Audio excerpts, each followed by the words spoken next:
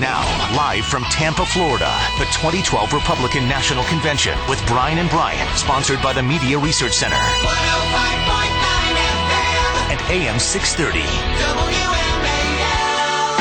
Good morning, everybody. It's 5:36 on WMAL, where Washington comes to talk. It's Brian Wilson and Brian Neiman, who's well into his second cup of coffee this morning. Yeah, large coffee. All right. One of the great things about being at a convention is everybody comes, and as you're walking around, this massive complex here in Tampa, you just never know who you're going to run into. And so we wandered down to the floor yesterday as they were prepping for last night's convention activities, and walks past us, but Rudy Giuliani, former mayor of New York, a guy who ran for president and a guy who's generally outspoken about Republican Party politics, and he didn't disappoint in our conversation. So, Mayor Giuliani, you're here. I seem to recall you had some rather harsh things to say about the Vice President of the United States recently. I didn't really say any harsh things about Joe. I like Joe very much. I just don't think Joe's very smart. And I think Joe demonstrates that constantly, over and over again. And I think he gets a pass by the liberal media because, my goodness, if Sarah Palin or Dick Cheney or somebody else made the innumerable mistakes that Joe Biden made, they'd be raising a question: is this man prepared to step into the presidency? I mean, in the space of 2 days, he couldn't figure out what state he was in, couldn't figure out what century he was in, and he made that ridiculous, horrible appeal to racism where he feigned a Southern accent in order to claim that the Republican ticket wants to put people back in chains. I think that was disgraceful.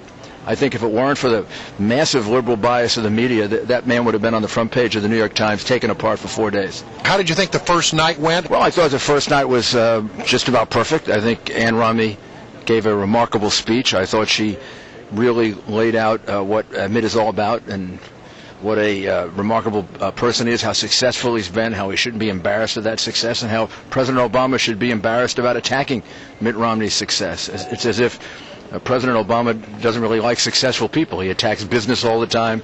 He attacks anybody who's making a living and making a profit and employing other people. I thought she laid that out really well. And I thought Chris Christie did exactly what he was supposed to do, which is lay out the philosophical divide between a failed presidency, a presidency that's rooted in principles that just don't work for the American economy, and a man who understands how to make things work in America by being a leader, by taking some pretty bold positions, and by not being afraid. I thought Chris did a great job. What did you think about the lineup of governors, of successful young Republican governors, and the deep bench that the party seems to have now, maybe not in past years? Yeah, I mean, this is in contrast to the Democratic Party that really has nothing. I mean, they're going to have Charlie Crist speak at their convention, who was a failed governor of Florida, who was thrown out of office by the people of Florida. He's going to speak at the Democratic convention. Meanwhile, we have a half dozen governors that are really the only people in America that are doing reform, the kind of reforms President Obama is afraid to do, whether you look at Wisconsin or Indiana or Virginia or New Jersey or Michigan. My goodness, Ohio, these are all states in which governors have really turned their economy around. And in a strange way, it's helping President Obama a little bit. I mean, the unemployment rates in those states are really down. It's really due to those governors, in spite of the terrible damage that President Obama has done to our economy. So I think the Republican Party has a bench of governors that really are doing the only real changes and reforms that are going on in this country right now. At the end of this whole affair, what do you hope what thought is left in the mind of those undecided voters that are still, you very much want to persuade?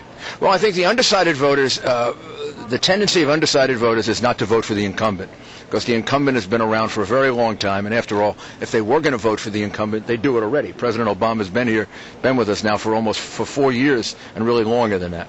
So I think it's to Governor Romney's advantage that we have that many undecided voters. I think really he has to show that he can be an effective alternative to President Obama, somebody who is going to lead, somebody who is going to take on entitlements so we save them rather than destroy them the way President Obama will do. We're going to encourage business. We're not going to say things like, you didn't build that, to people who work 15, 16 hours a day to build a business. To say to them, you didn't build that, is really horrible. And I think Mitt Romney is the total opposite of that. This is a man who was enormously successful in business, enormously successful running the Olympics, successful as a governor. Maybe we should try taking a man who's shown some real success in his prior life and make him president. We found out what happens when you have an inexperienced man, and I think Mitt Romney has to show that contrast. That was Rudy Giuliani on the floor of the convention hall yesterday morning.